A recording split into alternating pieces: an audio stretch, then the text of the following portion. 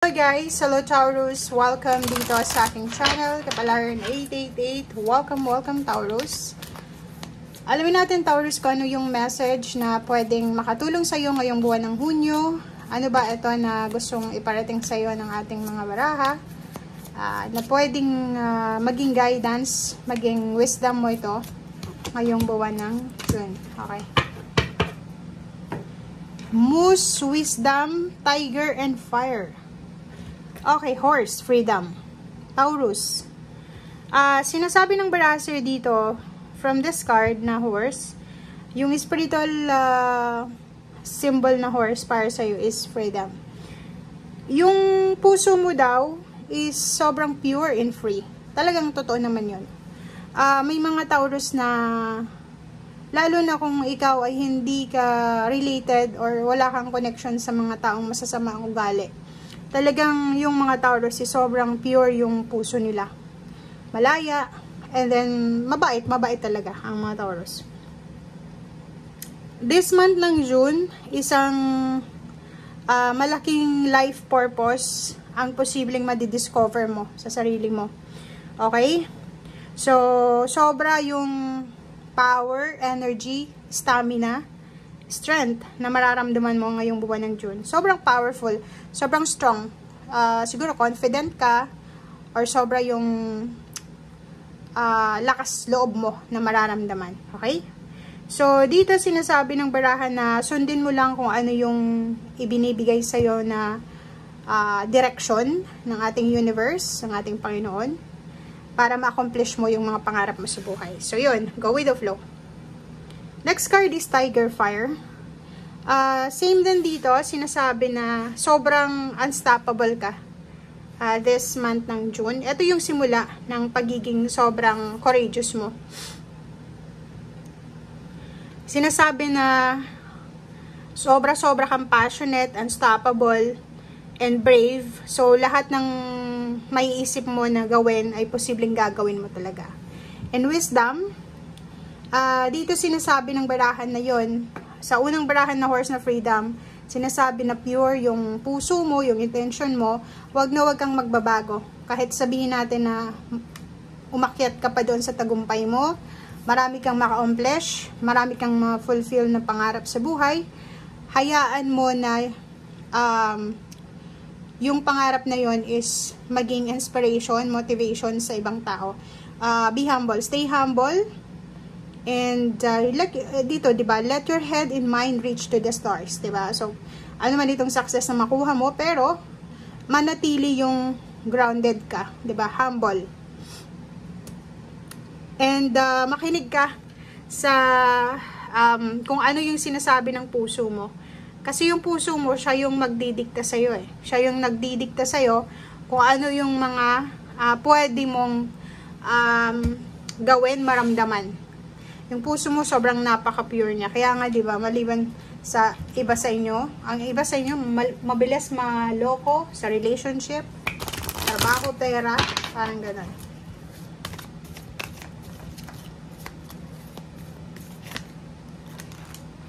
Okay. Not the right time. Ano ba yon? May gusto ka bang gawin, pero sabi ng baraha sa'yo, hindi pa daw oras. Hindi pa daw oras mag-asawa. Okay, no need to worry. Huwag ka daw masyadong mag-alala and para sa perfect time. So, yun. Ang sabi ng baraha sa'yo dito, guys, na kung ano man to na parang masyado kang eager na gawin. Like, kung bago kang graduate, gusto mo nang maghanap ng trabaho, kung ikaw ay in a relationship, gusto mo nang magpakasal, hindi pa daw perfect timing ngayon. Okay? Hindi pa perfect timing ngayon taon or ngayong buwan, so hindi ka dapat nag-aalala. Slow down lang, parang sinasabi ng baraha dito na go with the flow muna tayo sa ngayon.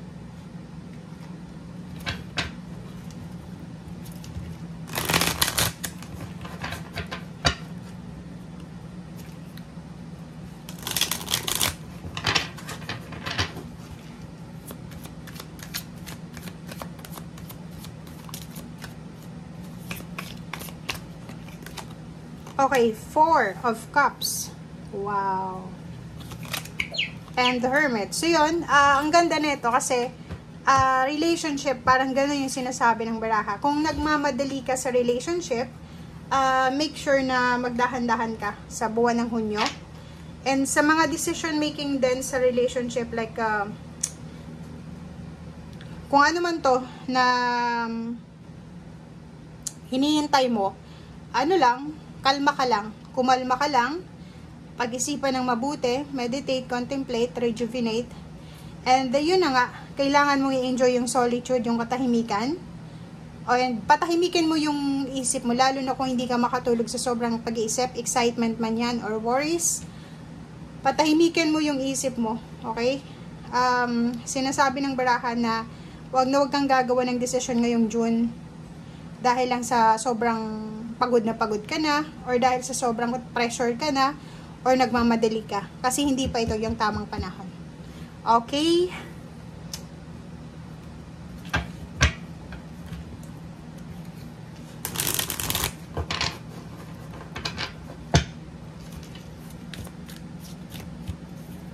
Ano pa ba?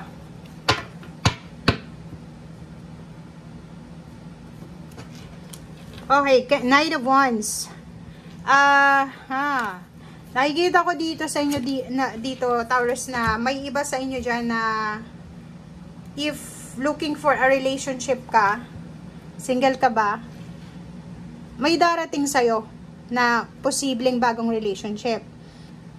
Pero kung ikaw naman ay nasa current relationship sa ngayon, sinasabi na posibleng kayong dalawa ng karelasyon mo ay magsi-celebrate kayo ng celebration of love siguro, or may isang positive na celebration, positivity na pwedeng i-celebrate nyo. Parang ganun. So, 19, it's a completion and fulfillment.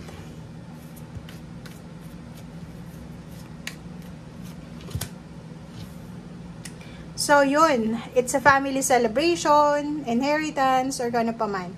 So, nakikita natin dito na may nararamdaman kayong sobrang excitement, sobrang passion. Pero, ano to, excited ka. Excited ka para sa okasyon. Siguro may isa-celebrate kang okasyon ngayong buwan ng June. And at the same time, excited ka para sa lump sum of money na matatanggap mo. It's either gift or inheritance or kung ano man to. Nag-loan ka ba sa bangko? Sweldo ba yan, or kano first salary mo ba yan? So, yan ang nakikita natin, guys. And Page of Swords, yun, ang dami-dami mong plano para sa future. So, this month ng June is punong-puno ka ng, ng motivation, ng plano tungkol sa pera. Yun yung focus mo sa ngayon eh. Kung makikita mo dito, lahat gagawin mo.